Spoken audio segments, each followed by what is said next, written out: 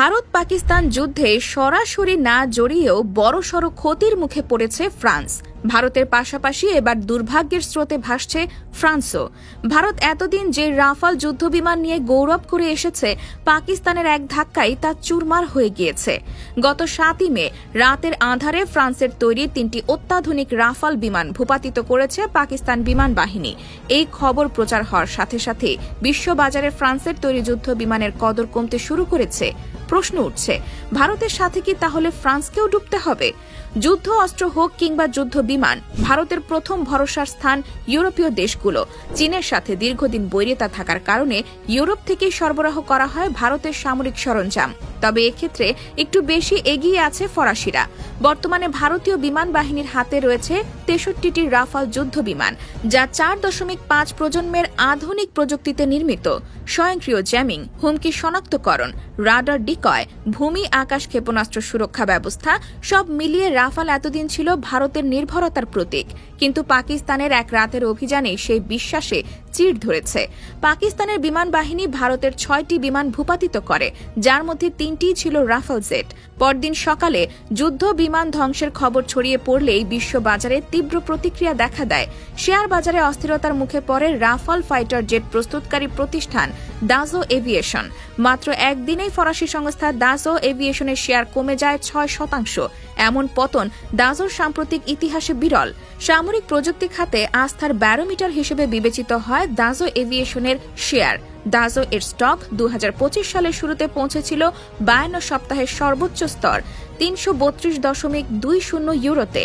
এই সময়ের মধ্যে 59.43% বৃদ্ধি পেয়েছিল প্রতিষ্ঠানটির শেয়ার। এক রাতের যুদ্ধই ফ্রান্সের অর্থনীতিতে বিরাট ধস নামিয়ে দিয়েছে। শক্তিশালী প্রতিরক্ষা চাহিদা ছিল সেই বৃদ্ধির মূল কারণ, কিন্তু এখন সেই আস্থায় ধাক্কা লেগেছে। বিশ্লেষকরা মনে করছেন যুদ্ধক্ষেত্রে রাফালের ব্যর্থতা এই পতনের মূল কারণ।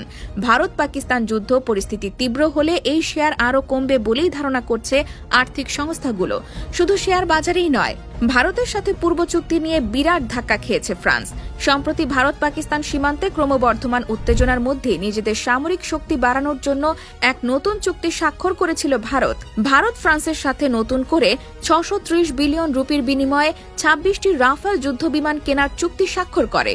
যদিও ভারতের বিমান বহরে ইতিমধ্যে 36টি রাফাল জেট রয়েছে, তবুও নতুন করে এই চুক্তি নিয়ে ভারতের প্রতিরক্ষা মন্ত্রণালয় জানিয়েছিল 2030 সালের মধ্যে নতুন যুদ্ধ বিমানগুলি সরবরাহ সম্পন্ন হবে। সেই সাথে ভারতের পাইলট ও টেকনিক্যাল ক্রুদের বিশেষ প্রশিক্ষণও দিতে রাজি হয়েছিল ফ্রান্স। এই চুক্তিকে দেশের আকাশ প্রতিরক্ষাকে অপ্রতিরোধ করে তোলার গুরুত্বপূর্ণ পদক্ষেপ বলে অভিহিত করা হয়েছিল। এই চুক্তির মাধ্যমে দেশটির প্রতিরক্ষা বিভাগকে আরও শক্তিশালী করে তুলতে চেয়েছিল মোদী সরকার। কিন্তু খুব দ্রুত বদলে যায় সম্পূর্ণ সমীকরণ। পাকিস্তানের পাল্টা আঘাতে ভারতের একাধিক যুদ্ধ বিমান ভূপাতিত হয়। ভয়ঙ্কর এই ঘটনায় 3টি রাফাল জেটের পতন পুরো পরিস্থিতিকে বদলে দেয়। এতদিন যেসব যুদ্ধ বিমানকে অপরাজেয় প্রযুক্তির প্রতীক বলে মনে করা হয়েছিল, সেই রাফালের সক্ষমতা নিয়েই এখন বড় প্রশ্ন উঠে এসেছে। রণাঙ্গনের বাস্তবতার মুখোমুখি হয়ে ভারতের আশাবাদী স্বপ্নে নেমে আসে গভীর অনিশ্চয়তার ছায়া। পাকিস্তানের হামলায় 3টি রাফাল যুদ্ধ বিমান ভূপাতিত হওয়ার খবর চুক্তির ভবিষ্যৎ নিয়ে বড় প্রশ্ন তুলে দিয়েছে। ভারত যে আধিপত্য বিস্তারের স্বপ্ন নিয়ে ফ্রান্সের সঙ্গে 630 বিলিয়ন রুপির এই বিশাল বিনিয়োগের সিদ্ধান্ত নিয়েছিল, সেই স্বপ্ন এখন অনিশ্চয়তার মুখে। বিশ্লেষকদের মতে ভারত এই চুক্তি নিয়ে এখন নতুন করে ভাবনায় পড়তে বাধ্য হবে। আর এখানেই দ্বিতীয় বড় পরাজয় ঘটছে ফ্রান্সের, কারণ ভারতের মতো বিশাল বাজার হারালে দাজো এভিয়েশনের ভবিষ্যৎ অস্তিত্বই সংকটে পড়বে। শুধু ভারত নয়, অন্য ক্রেতা দেশগুলিও এখন রাফালের সক্ষমতা নিয়ে প্রশ্ন তুলতে শুরু করেছে। যুদ্ধ বিমানের বাজারে ফ্রান্সের বিশ্বস্ততা যেন মারাত্মক আঘাত পেয়েছে, তার অস্বীকার করার জায়গা নেই। অন্যদিকে ভারত পাকিস্তান এই উত্তপ্ত পরিস্থিতি যেন আশীর্বাদ হয়ে এসেছে চীনের জন্য। পাকিস্তান বিমান বাহিনী ফরাসি তৈরি রাফাল সহ একাধিক ভারতীয় যুদ্ধ বিমান ভূপাতিত করার পর প্রতিরক্ষা বাজারে উপরে উঠে আসে চীন। চীনের চেংডু এয়ারক্রাফট কর্পোরেশনের শেয়ারের দাম হঠাৎ করে আকাশ ছোঁয়ে। মাত্র একদিনে 17%-এরও বেশি বৃদ্ধি পায় এই কোম্পানির শেয়ার।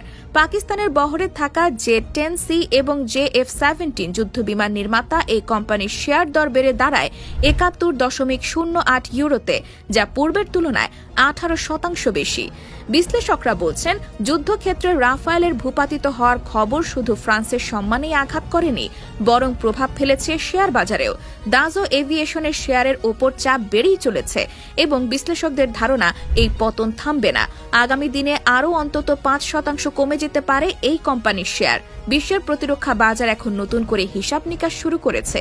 চীনের সহযোগিতায় তৈরি JF-17 এবং J-10C যুদ্ধ বিমানগুলির প্রতি আন্তর্জাতিক আস্থা বৃদ্ধি পাচ্ছে। বিশেষজ্ঞরা বলছেন, রাফায়েলের দুর্বলতা এখন শুধু ভারতের জন্য নয়, ফ্রান্সের জন্যও একটি ভয়ঙ্কর সংকেত। যুদ্ধের ময়দানে অপরাজেয় ট্যাগ যখন ভেঙে পড়ে, তখন তার বাজারও ভেঙে পড়ে নিঃশব্দে। এখন বিশ্বের ক্রেতারা ফ্রান্সের থেকে মুখ ফিরিয়ে তাকাচ্ছে চীনের তৈরি JF-17 আর J-10C এর দিকে।